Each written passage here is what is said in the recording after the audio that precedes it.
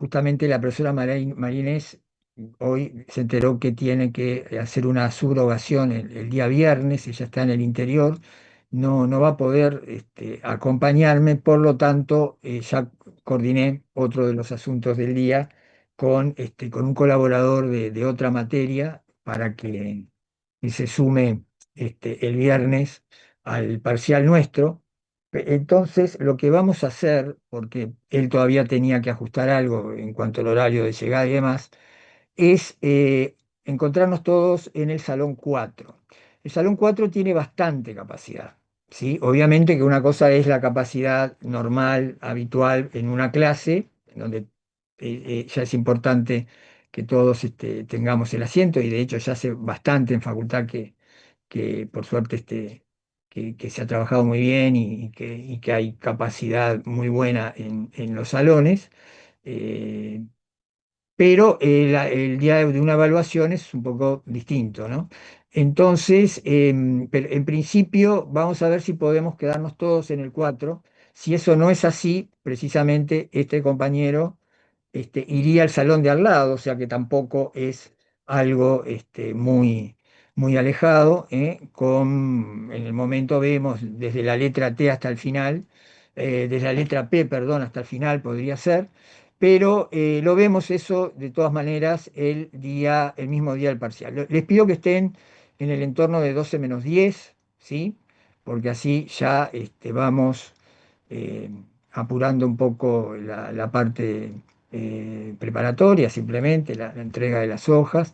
Ustedes van a recibir una propuesta que voy a tratar de que entre en una única hoja, y esa propuesta va a incluir 4 preguntas de desarrollo, ¿sí? Un cuestionario, y luego en la misma hoja, 4, 5 o 6, veré cuántas planteos de múltiple opción, pero que se agotan solo en que ustedes marcan con una cruz, o con una cruz mejor, ¿no? Si van a tener 4 opciones en cada uno de esos planteos y tienen que marcar el correcto. Uno solo será el correcto. No es que en alguno habrá dos y en otros uno solo. No. En todas habrá una única respuesta correcta. Eso obviamente les va a llevar menos tiempo que el cuestionario, que el desarrollo que las preguntas de desarrollo. Voy a tratar de que todo esté en la misma hoja. Esa hoja ustedes la firman, por supuesto, al igual que todas, al igual que las otras hojas aparte que van a completar con las respuestas al cuestionario, a las 4 preguntas. ¿eh? Y bueno, y eso nos lo entregan, y ya les adelanto que, como hago en todos los grupos, les pido que en la de la propuesta, es decir, en la de la propuesta van a poner el nombre completo, la cédula de identidad, ¿sí? Y esto que les iba a decir ahora, van a poner entrego, por ejemplo, 3 hojas, 4 hojas, ¿sí? En este caso, contando la de la propuesta, porque la de la propuesta también integra la respuesta de ustedes, porque ahí es que van a marcar con una cruz cuál es de las 4 opciones que cada uno de esos planteos tiene, el correcto. No, les pido 2 cosas. Bueno, perdón, y para cerrar eso, en el resto de las hojas es suficiente con que pongan su nombre y apellido, ¿sí? Pero en la de la propuesta, donde va a decir primer parcial, Derecho Internacional Público, Esteves, ahí van a poner esas 3 cosas, es decir, nombre y apellido, número de cédula y el número de hojas que entregan, contando la de la propuesta. Es decir, si además de la propuesta escriben 2 hojas más, será entrego 3 hojas; si escriben tres, 4 hojas, ¿sí? Nunca perdimos nada, nunca perdí nada, pero siempre es mejor prevenir. Lo otro, extiéndanse en las preguntas, ¿sí? No importa ahí, regúlense el tiempo, pero no, en las de múltiple opción, no es solamente contestar, poner la crucecita en la opción que ustedes entienden correcta. Si tienen duda, no saben y quieren igual hablar del tema después, eso no va a sumar. Por lo tanto, el desarrollo, las respuestas serán solamente respecto de las cuatro preguntas que van a venir antes, y seguidamente, en la misma hoja de propuesta, van a venir los cuatro, cinco o seis planteos de múltiple opción, en donde solamente se les pide completar con una cruz la opción que entiendan correspondiente. No, a diferencia de lo que sí vamos a tener para los poquitos compañeros que van a hacer una prueba, que van a hacer el parcial mediante el EVA, que repito, creo que hoy es la tercera vez que lo decimos, pero siempre está bien, este, viene bien reiterarlo.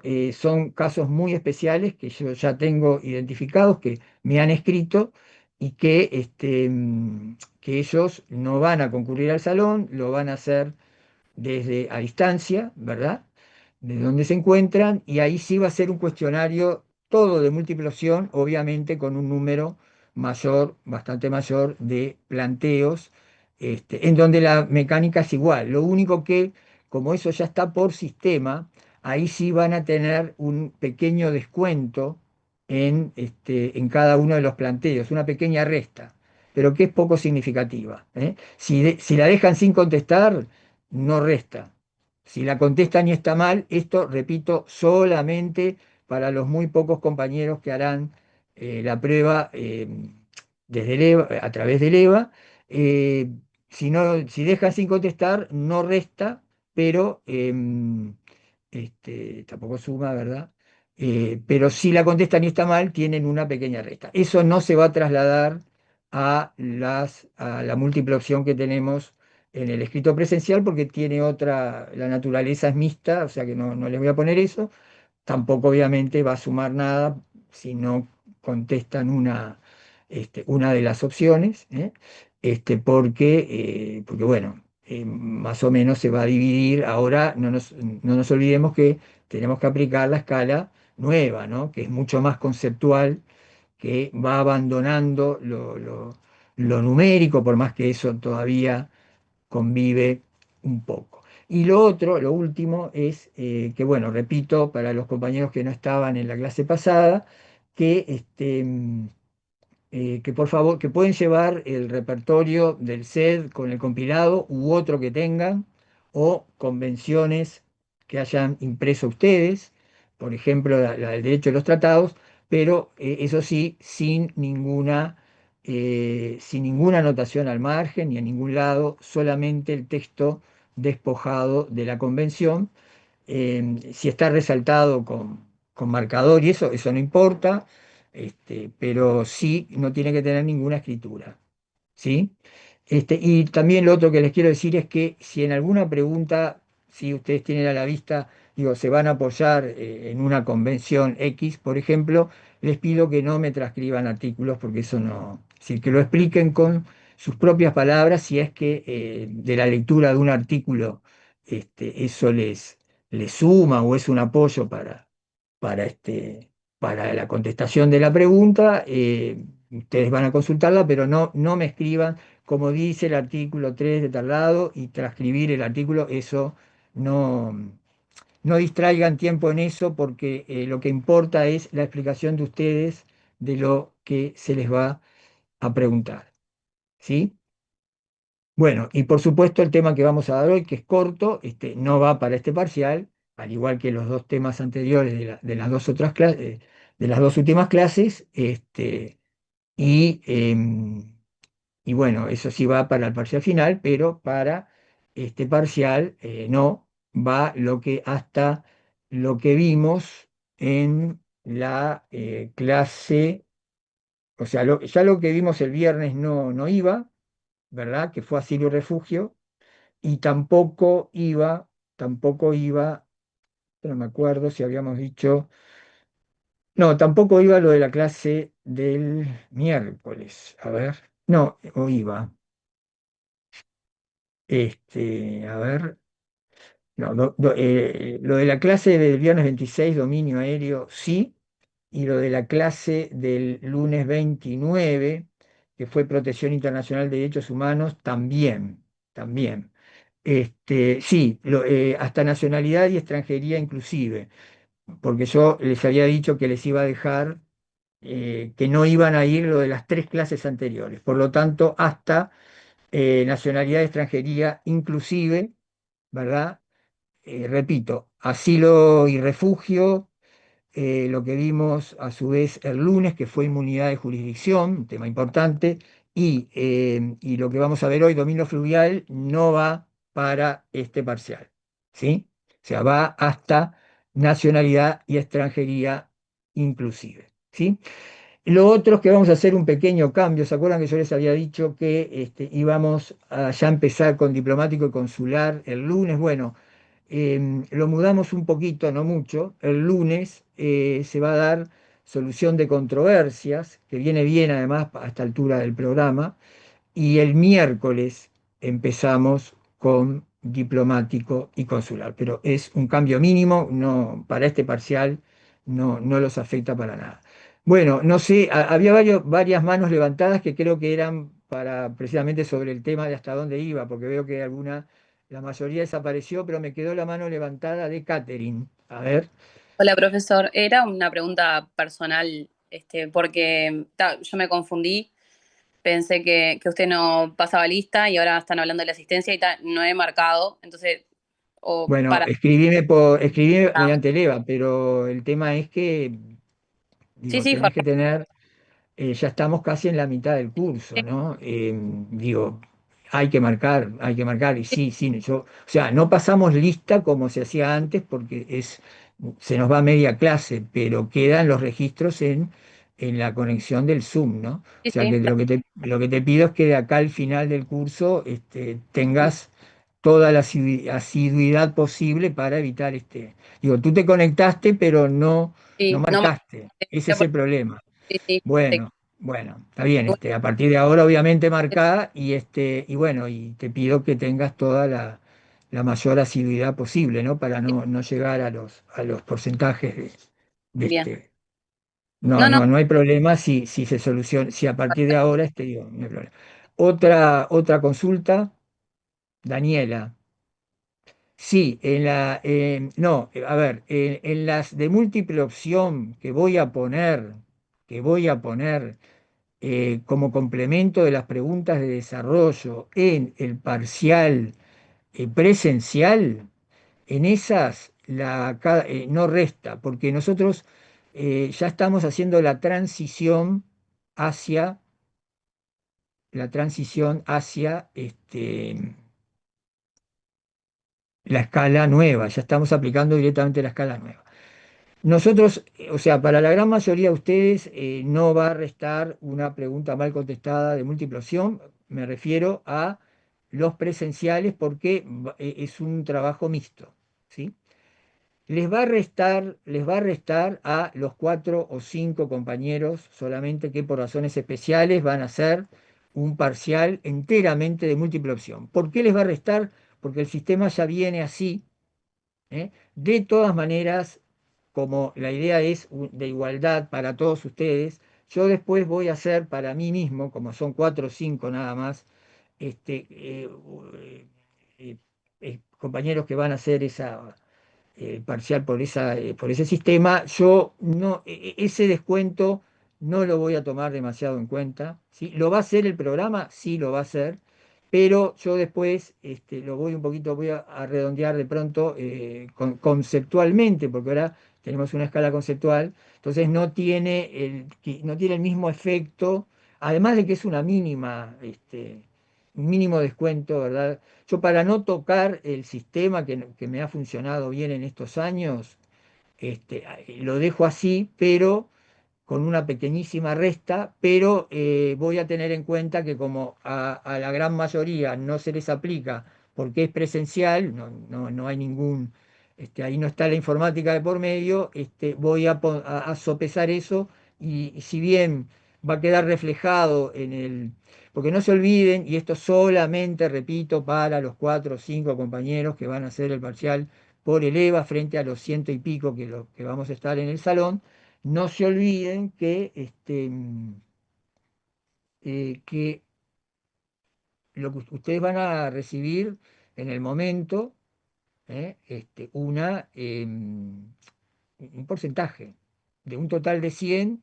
El sistema les va a decir, sacaron 64, 82 o 48 si no lo prepararon bien. Bueno, eso yo lo tengo que trasladar a una escala que dice que de 1 a 25, a 20, le digo en general, de 1 a 20 y pico es muy insuficiente, de 20 y pico a no, perdón, de 1 a 18 es muy insuficiente, de 19 a 33 es insuficiente, ¿eh? Digo, así un poco es la. Si me disculpan un segundo, porque hoy yo le decía que la mañana estuvo complicada, atiendo brevísimamente una llamada y enseguida volvemos.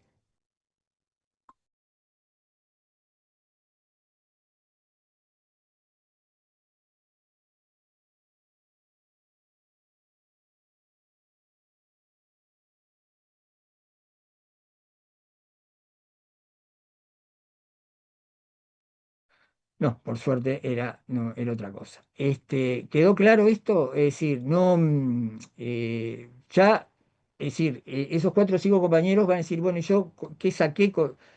Llegué a 72, ¿qué saqué? Bueno, eso tiene una traslación. Como son pocos, yo eso se los comunico para no confundir a nadie, porque habitualmente en las materias en donde eh, todas las pruebas, la prueba que eso va quedando cada vez menos, ¿no? Si la prueba es a distancia para todos y se usa el EVA y el múltiple opción, yo pongo una escala entre las noticias adelante que dice tal cosa. Para no confundir, porque la mayoría de ustedes no va a tener que pasar por eso, solamente se lo digo después, cuando me consulten a los, repito, 4 o 5 compañeros que van a hacer esa prueba de múltiple opción, que son básicamente aquellos en donde me llegó una comunicación del consejo en donde se le otorga una adecuación curricular a ese compañero o compañera, u otros casos, ¿verdad?, que no pueden concurrir presencialmente, o bien,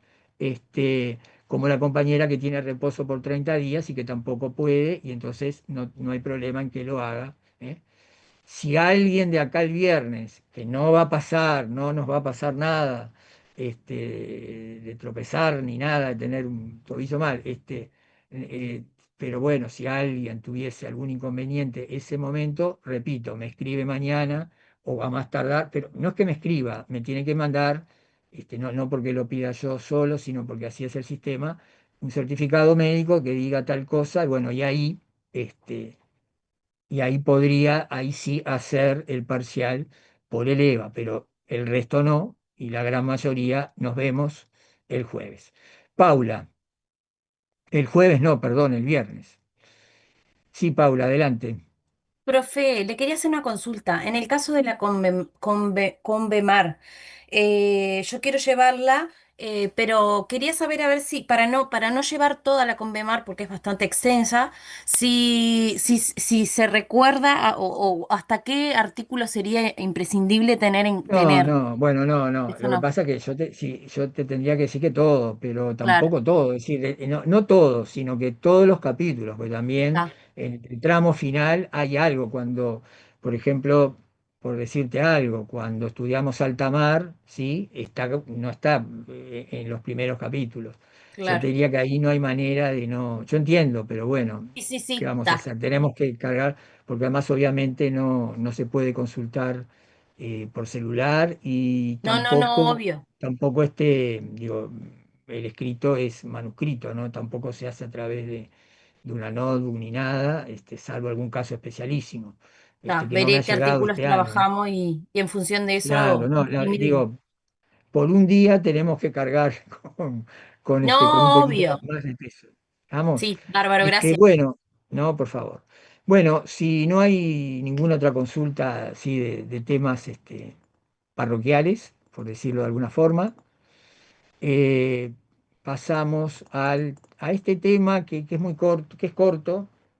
Digo, no es que sea corto en sí, sino corto para lo que nos pide el programa, que es el de dominio fluvial, que generalmente lo damos casi enseguida después de hecho del mar y acá, o un poco antes a veces, Y acá, con la intensidad que tiene el derecho al mar, y creo que me quedo conforme porque lo dimos con bastante dedicación, no llegamos a ver dominio fluvial. ¿Qué es lo primero que tenemos que decir? Bueno, que a diferencia precisamente del derecho del mar, que tenemos la Convemar, que es ese instrumento tan valioso, que aún así la Convemar deja algunas cosas, ahora que estamos a 30, 40 años, a 40 años de que se comenzó de que se terminó, digamos, de, de redactar y que se firmó, ¿verdad? Y a 4 décadas no, perdón, a menos de 3 décadas que entró a regir, en que entró en vigor para la mayoría de los estados, porque hay algunos estados que la respetan, pero no la aprobaron. Por ejemplo, Estados Unidos. Estados Unidos estuvo de acuerdo con la gran mayoría del articulado, pero ¿se acuerdan cuando hablamos del fondo del mar, en el alta mar, los llamados fondos marinos y oceánicos, ¿verdad? Que pueden tener una riqueza importante en materia de minerales, y la Convemar le dio una solución a eso, a- creó una autoridad, que es la autoridad de los fondos marinos, y previó la existencia de una empresa que todavía no arrancó. Sí hay ya proyectos solicitados ante la autoridad, para distribuir económicamente. Bueno, Estados Unidos tenía alguna diferencia con ese tema y es por eso que en definitiva, no la ratificó, pero respeta el resto del articulado, respeta el resto de los conceptos. Hay algún otro estado que tampoco la firmó, pero la gran mayoría sí, y es hoy la convención en esta materia. Pero de acá a unos años, hablábamos el otro día con un técnico de la DINARA, es probable que tenga que haber alguna reformita, algún capítulo por las innovaciones tecnológicas, por otras razones. Digo. Ha habido también algún protocolo, por ejemplo, sobre recursos vivos, aprobado a posteriori de la Convemar, ¿no? A pesar de que también, de que la propia Convemar tiene previsiones al respecto. Bueno, pero entonces, ¿por qué señalé esto? Porque iba a decir que, a diferencia precisamente de los espacios marítimos, el dominio fluvial no tiene un código en sí. ¿Qué es lo que hay? Hay normas consuetudinarias y hay sobre todo tratados que son o binacionales.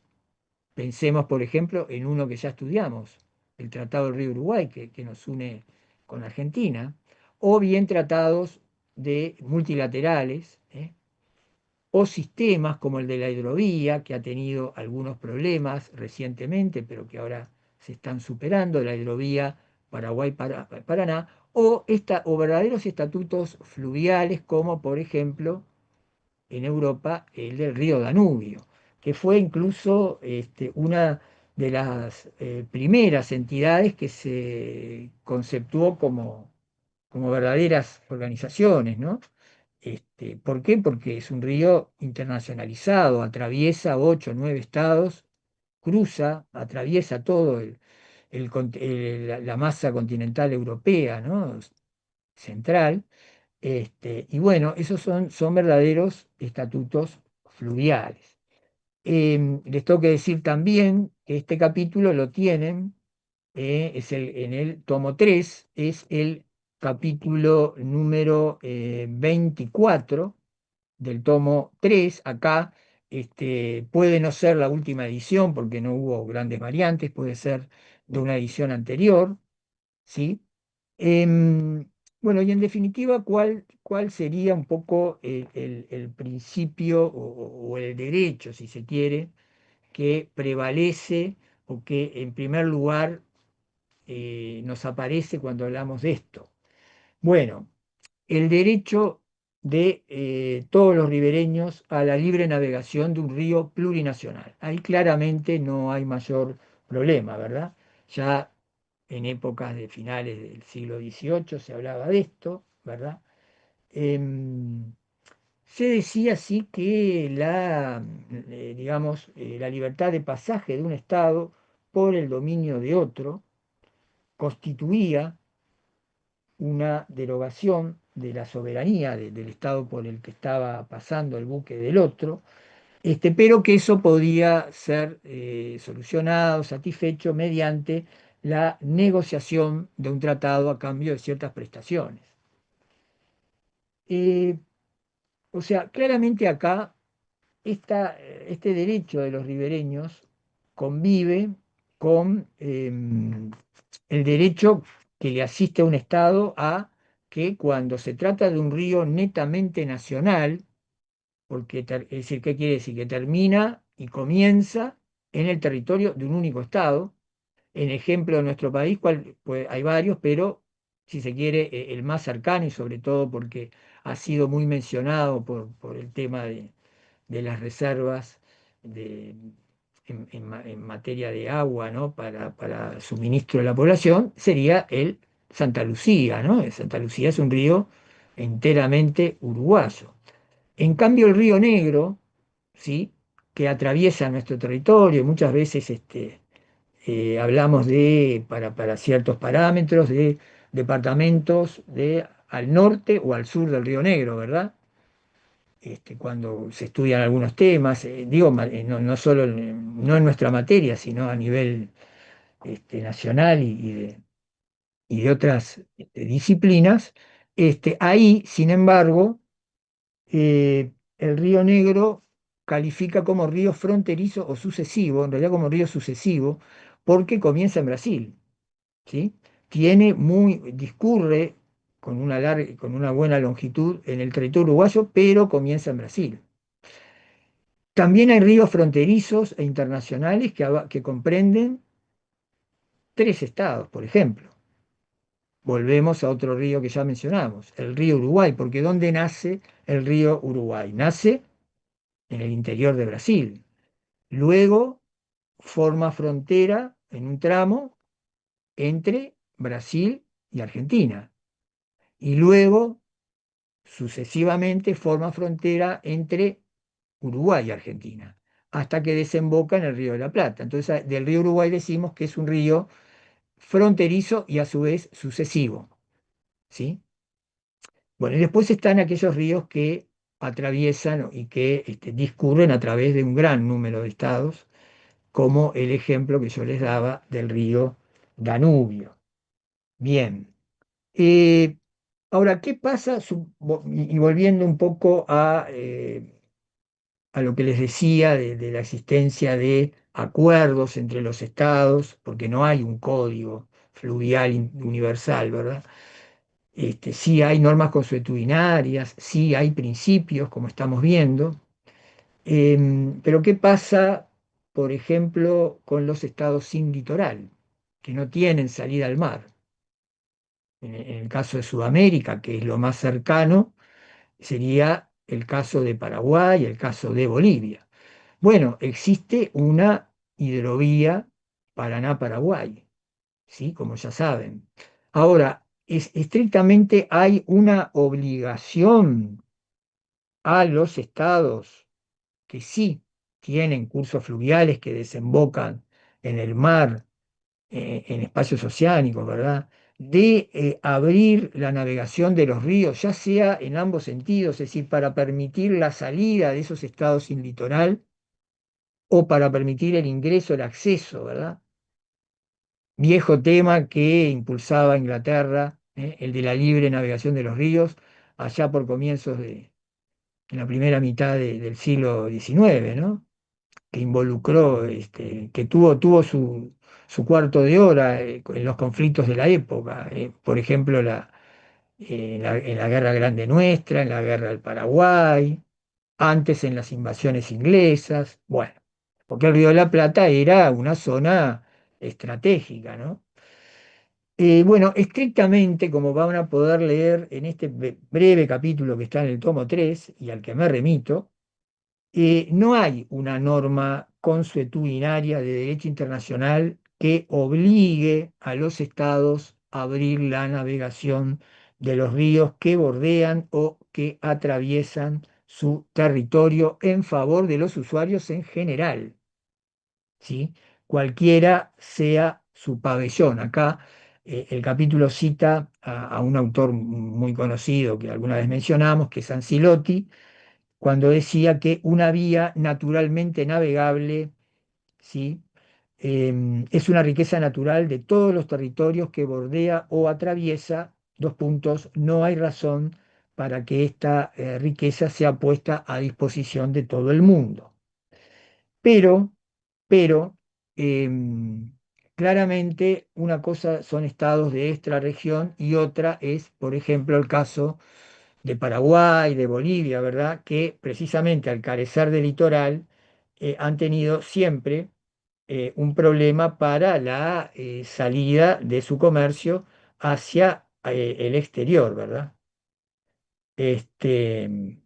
Entonces, en definitiva, ahí sí pueden entrar a regir algún otro tipo de, digamos, de norma consuetudinaria, y de hecho ha ocurrido que ya hace décadas se comenzó a hablar de esta hidrovía Paraguay-Paraná. eh, Nosotros conocemos bien el tema porque buena parte de la producción paraguaya sale por esa hidrovía y utiliza puertos argentinos, pero también puertos uruguayos como el de Nueva Palmira, que es un puerto que recibe bastante carga paraguaya, y el de Montevideo, ¿no? Eh, Hay algunos años que fluctúa un poco porque de pronto cambian los precios o hay alguna incidencia de alguna empresa argentina, pero en definitiva, bueno, también está el puerto de Santos en Brasil. Bolivia también, pero en menor medida porque Bolivia tiene una salida a través del puerto peruano de Hilo, ¿sí? Y también a pesar del problema histórico con Chile, también la tiene a través, por negociación, del puerto chileno de Arica, ¿sí? Bueno, en definitiva, ha habido algún problema, no en este periodo, pero en el periodo anterior de gobierno, la autoridad argentina de la hidrovía tiene una institucionalidad ampliada, ¿no? Porque tiene una comisión intergubernamental que hace que los estados se contacten, pero también tiene, obviamente, autoridades propias, sobre todo en Paraguay, porque es las barcazas que tiene la flota paraguaya fluvial es muy importante porque a través de ahí, a partir de ese tránsito, es que sale la mayoría de sus exportaciones, ¿no? En ese sentido, en el caso nuestro, bueno, salvo estos días que justamente hay en una parte del puerto un problema que esperemos se resuelva, ¿no? Para bien de todas las partes en estos días, aunque los muelles públicos se pueden utilizar, pero digo, históricamente para Uruguay, ni qué hablar para países con extensos litorales como Argentina, Brasil, el acceder a puertos que prácticamente están sobre el océano o a muy poca distancia de él, es algo muy bueno, ¿no? Es decir, facilita muchísimo tanto la llegada de productos, le hace las importaciones, como la salida, ¿verdad?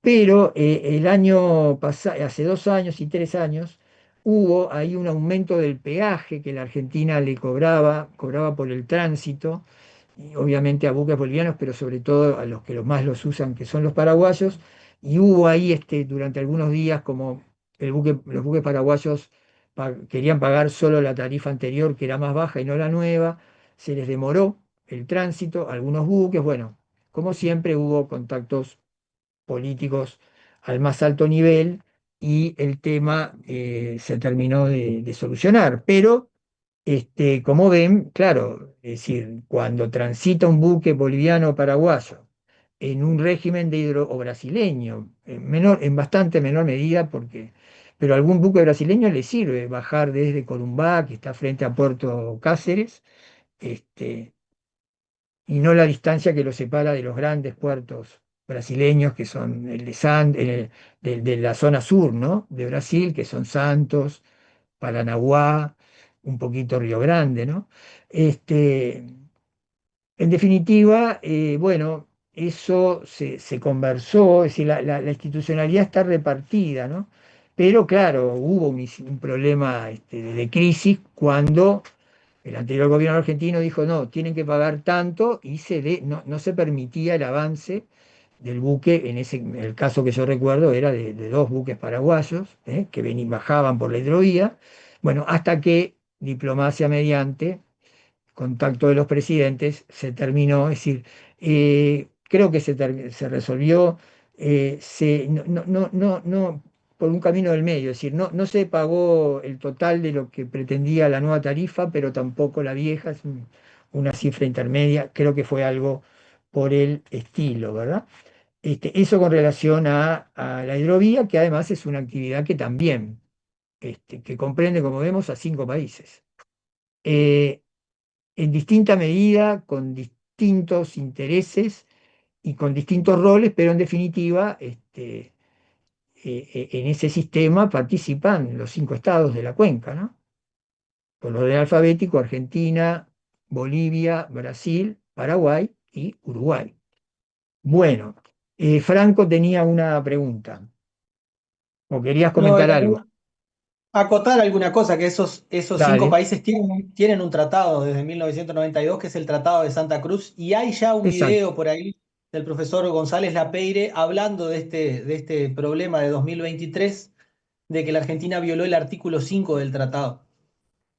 Está en YouTube Sí, para los compañeros. sí, sí, González Lapeire, bueno, es un estudioso profundo de estos temas y fue uno de los negociadores del Tratado del Río de la Plata, ¿no? Y cada tanto nos ha visitado en el instituto, en una jornada que tuvimos hace cierto tiempo.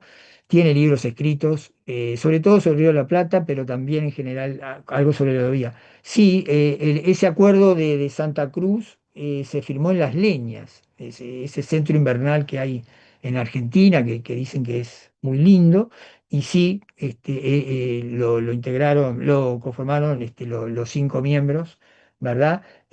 También hay otro, hay protocolos adicionales a ese acuerdo de Santa Cruz de la Sierra. Y hay reglamentos. Por eso les digo que hay una institucionalidad y un repertorio jurídico expandido. También hay algo en el ámbito de la ALADI. Es decir, este tema lo estudiamos con más profundidad, por ejemplo, en Internacional Público 2, que no nos pide eso este programa, pero viene bien, como decía Franco, recordar, es decir, por eso lo traje a colación, porque es algo que está cercano y que además, este, de pronto alguno de ustedes está vinculado o trabaja para alguna agencia, ¿verdad? De comercio exterior, agencia marítima o alguna empresa de importación-exportación y probablemente en algún momento tengan que acudir a algo de esto, ¿verdad? Bueno, en cuanto a, ya hablamos de la hidrovía, hablamos del derecho de los ribereños, de todos los ribereños a la navegación de un río plurinacional. Tenemos que hablar ahora del uso de estas aguas, de las aguas fluviales, no de las aguas marítimas, y cómo se dio en el curso de la historia este concepto, porque hasta ahora hablamos de la navegabilidad, generalmente de salida de ríos a los espacios oceánicos, como ocurre el Paraguay, Paraná, el Río de la Plata, como ocurre en Europa con el Danubio, terminando al final saliendo después de atravesar 9 estados y así en otras partes del mundo. Pero a veces eso no va por ese lado el tema de los problemas que se pueden presentar en sede de dominio fluvial, sino que puede ocurrir que sin tener que salir a océanos haya problemas entre dos estados. Y ustedes dirán, ¿y en ese sentido cómo? Bueno, la historia nos habla, por ejemplo, de problemas que hubo entre Estados Unidos y México por un lado, y entre Canadá y Estados Unidos por el otro. Vamos cronológicamente primero al de Estados Unidos con México. Eh, Muy brevemente, es decir, ¿cuál era el problema? ¿Qué decía México? Estados Unidos tenía un río, tiene un río, ¿verdad? Lo que se llama aguas abajo, en el que bueno, está el Río Grande, pero hay otros ríos también, en donde se practicaban ya, se realizaban ciertas obras que a veces determinaban que el caudal del río, nacido en Estados Unidos, pero que luego seguía, su curso aguas abajo e ingresaba en territorio mexicano, llegara con un caudal de agua disminuido. ¿Y eso a quién afectaba? Y bueno, afectaba a agricultores mexicanos. Si se hacían represas del lado estadounidense, evidentemente, y por lo tanto se desviaban las aguas que quedaban en territorio estadounidense y solo una parte de ellas bajaba a México, obviamente se afectaba el curso de lo natural. Bueno, entonces, ¿qué pasó? Pasó que Estados Unidos y México negociaron sobre esto. Estados Unidos dijo que por cortesía recibía parte del reclamo mexicano, que iba a tratar de que un flujo continuado de aguas de ese río llegara a México, ¿verdad? Pero que entendía que de todas maneras cada estado era soberano igualmente de hacer en su territorio los trabajos y las instalaciones que entendiese necesarias para sus actividades, pero que por cortesía con el estado vecino iba a tener presente eso y efectivamente este, alguna de esas obras no las hizo y los mexicanos siguieron recibiendo, pero no en la medida de pronto total, es decir, de nuevo un camino del medio, ¿no? Y eso fue avalado por un jerarca de la época de Estados Unidos, que era precisamente el señor Harmon, ¿sí? Que su prédica se conoció luego como la llamada doctrina Harmon, ¿verdad? Es decir, el acuerdo en donde se negoció, digamos, precisamente el tema de lo que pasaba en el río Grande, que es un río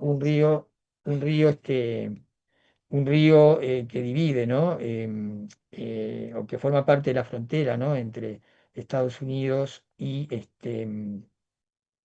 México. Estoy buscando acá un dato para decírselos. A ver acá. Claro, Harmon fue antes, en 1906 fue el tratado, pero en la década anterior, a fines del siglo XIX, 1895, 1896, Harmon, que era el procurador general de Estados Unidos, fue el que hizo un estudio y sentó las bases de lo que se conoció como doctrina Harmon, que básicamente era cada estado es soberano en su territorio, podemos hacer con las aguas mientras discurran por nuestro territorio las obras que queramos, etc. Durante algunas décadas esa doctrina medio que se aceptó, ¿sí? Pero ¿qué pasó? Años después, más allá de que con México parcialmente se solucionó el problema porque por esa cortesía que yo le decía, Estados Unidos digamos, aceptó algunos de los reclamos y los agricultores mexicanos tuvieron un curso de agua más, digamos, mejor que el que si no se hubiese dado esa negociación. Pero años después, ¿qué pasó? Un río que nacía en Canadá y que seguía luego para abajo hacia Estados Unidos, Columbia, en donde ya ahí, ¿qué pasaba? Ya ahí Estados Unidos no era el estado de aguas arriba y México, por contraposición al estado de aguas abajo que era México. Ahí, en este otro caso, era Canadá el estado de aguas arriba y Estados Unidos el de aguas abajo. Y Canadá empezó a hacer una serie de construcciones que coadyuvaban a un mayor flujo sostenido de agua para Estados Unidos, pero le pidió a Estados Unidos, digamos, pese a que la represa, las instalaciones se hacían en territorio canadiense, le dijo, vamos a hacer esto, nos sale tanto, ustedes pueden colaborar con un porcentaje. Y Estados Unidos, y el gobierno de la época de Estados Unidos dijo, pero lo van a hacer ustedes en su territorio. Nosotros gastamos en esta parte, pero usted. Entonces, como había cierta renuencia, ¿qué dijo? La autoridad canadiense dijo, "Ah, bueno, pero entonces vamos a desviar las aguas a otro río, el río Fraser, las dejamos ahí y a ustedes les va a llegar la cuarta parte". Esto es un agregado mío, no les sé decir bien qué porcentaje del caudal, pero que iba a ser menor, iba a ser menor. Y eso iba a afectar, ¿verdad?, las potencialidades de las áreas de aguas abajo, ya en territorio estadounidense. Y además Canadá le recordó, porque ustedes están impulsando la doctrina Harmon, que ya de por sí en Estados Unidos se la venía cuestionando ya antes de eso. Pero este episodio le dio el empujón final y entonces se pasó a lo que algunos llaman el repudio de la doctrina Harmon, o por lo menos dejar sin efecto sus aristas más digamos, más drásticas, ¿no? Entonces se empezó a hablar de cooperación entre los estados, es decir, ya no es que cualquier estado, el estado en el que tiene un curso de agua en su territorio, que luego va a ir hacia otro estado, este, va a seguir siendo soberano, va a poder seguir haciendo obras, pero no va a poder hacer cualquier cosa. Si es una afectación de tamaño tal que puede afectar al Estado vecino, ¿qué se impone? Bueno, se impone la consulta. La consulta no equivale a veto, no es que el otro Estado vaya a vetar una obra que se pretenda de este lado, no es veto, pero claramente a partir de principio de cooperación, del contacto entre los Estados, va a tener alguna influencia la opinión del vecino para que el Estado en el que en cuyo territorio cursa, ¿verdad? Discurre ese tramo, ese curso fluvial, y en el que se va a hacer una obra de mediana escala o de gran escala, no impacte negativamente en el territorio del otro estado o que el impacto sea manejable. Por eso, haciendo extrapolación, y antes de decirles cómo terminó la historia, pero ustedes ya se imaginarán cómo terminó, por eso es que los regímenes jurídicos que tenemos en nuestro país con la Argentina, en esos dos grandes espacios, uno el río Uruguay y otro el río de la Plata, son diferentes, ¿sí? Por eso es que el artículo 7 del Estatuto del Río, cuando se proyectó instalar la primera planta de celulosa sobre el río, este, alcanzó ese caso y se le comunicó a la Argentina, mientras que en el Río de la Plata, un río obviamente de un ancho muchísimo mayor, si bien para algunas cosas sí, en materia de la navegación, por ejemplo, la profundidad de los puertos hay que comunicarlo y de alguna manera negociar entre las partes. En cambio, para otro tipo de instalaciones eso no se da, se comunica, pero no se requiere un asentimiento.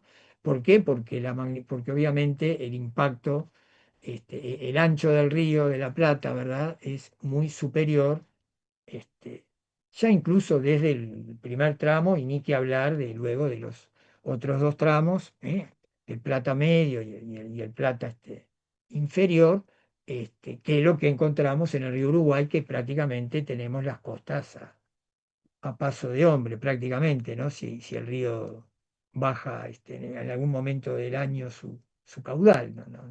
Estoy exagerando un poco, pero no falta mucho. Eso no se da claramente en el ancho río de la Plata. ¿Cómo se resuelve esto entonces para el derecho internacional? Bueno, perdón, la historia terminó en que Estados Unidos deja de lado la doctrina Harmon, dice que sí, digo, participa con el proyecto de Canadá, ¿verdad? Canadá renunció a efectuar las desviaciones de agua del río Columbia hacia el río Fraser, ¿verdad?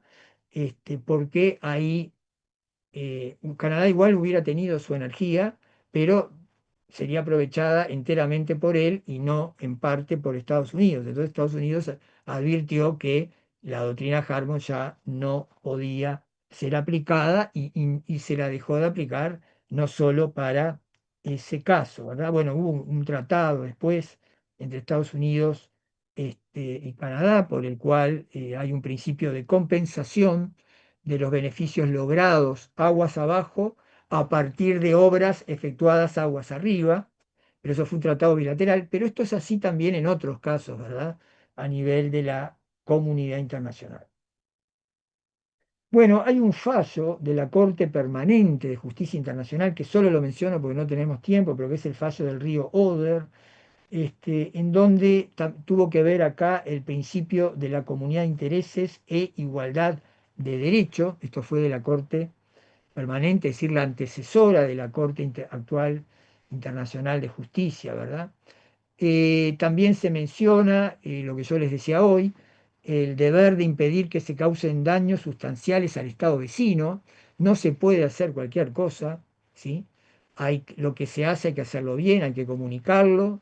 No es que se tenga, repito, la tarjeta del veto, no es así, pero sí la cooperación, ¿verdad? Y esa suerte de deber de no ocasionar perjuicio. Por ejemplo, no cabe ninguna cabeza que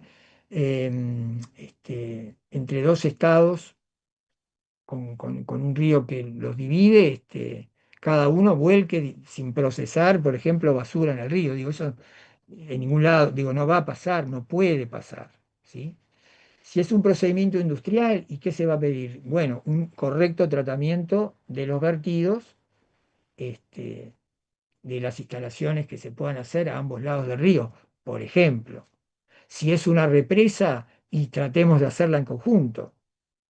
Recuerden el caso de cooperación, muy útil para los dos estados, de la represa de Salto Grande, o la cooperación entre Brasil y Paraguay con la represa de Itaipú, que es una de las más grandes del mundo. Yo tuve oportunidad de verla, ¿no? Desde el mirador, y es algo que si ya Salto Grande impone, bueno, Itaipú es muy imponente, ¿no? No conozco Yacyretá, esa es entre Paraguay y Argentina, pero también, es decir, son todos emprendimientos de países que comparten cursos fluviales. Hay otras grandes empresas, represas, creo que la más grande ahora, o no sé, es una que está enteramente en territorio chino, que era de Tres Gargantas. Pero Itaipú, si no está segunda, está por ahí, ¿eh? Está entre las tres más grandes. Bueno, distribución equitativa de beneficios, esto también está. Esto sobre todo, un ejemplo de esto es Egipto con Sudán, que acordaron varias cosas porque Egipto milenariamente vivió, es decir, tuvo que acudir al famoso río Nilo, ¿no?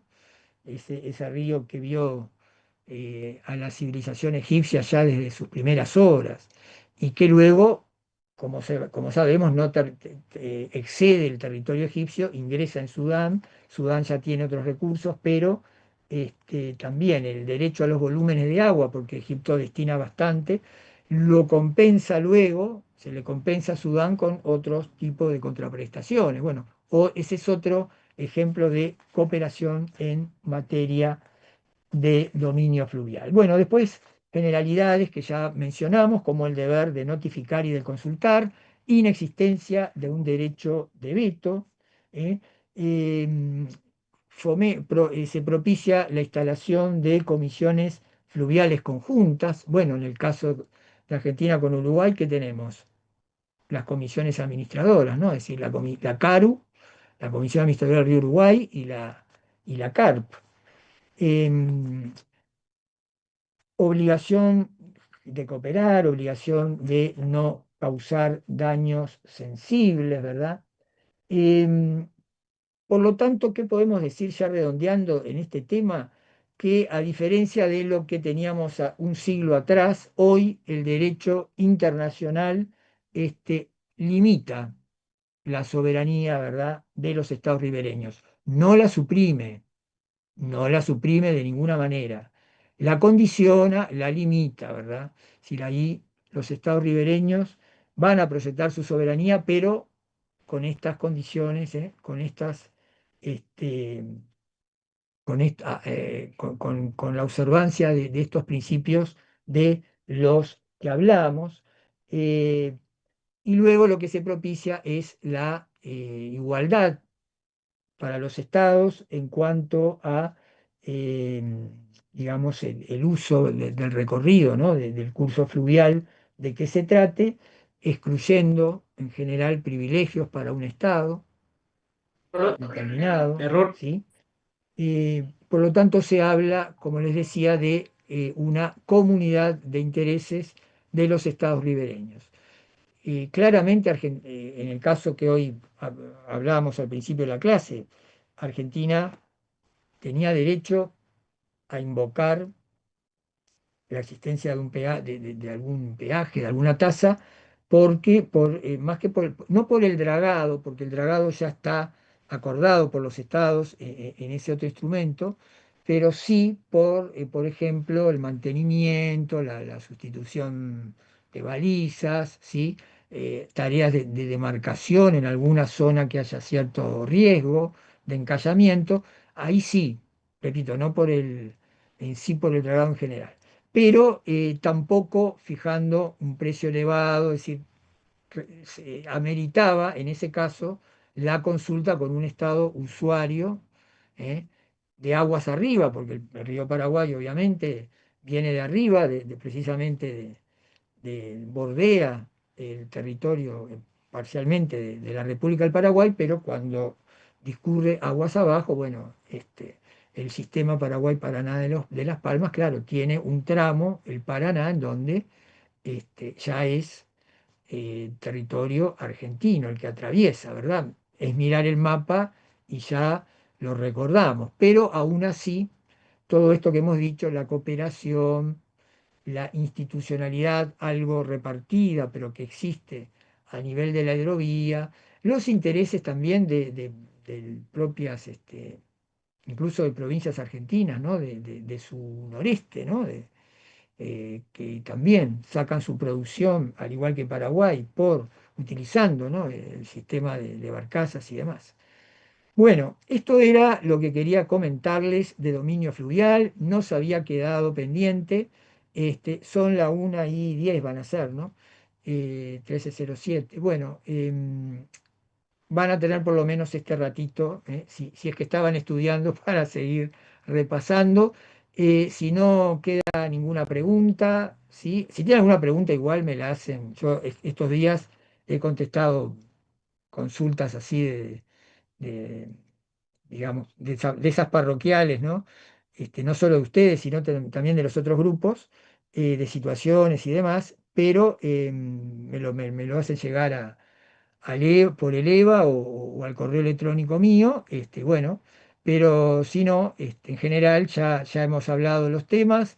Nos estaríamos viendo el día viernes, en principio todos en el salón 4, a las 12:10 para adelantar un poquito. Aquellos compañeros que necesiten constancia, si tienen formulario ya lo llevan, ya me lo completan y así lo firmo en el momento, si no igual lo completamos el día del parcial, no hay problema.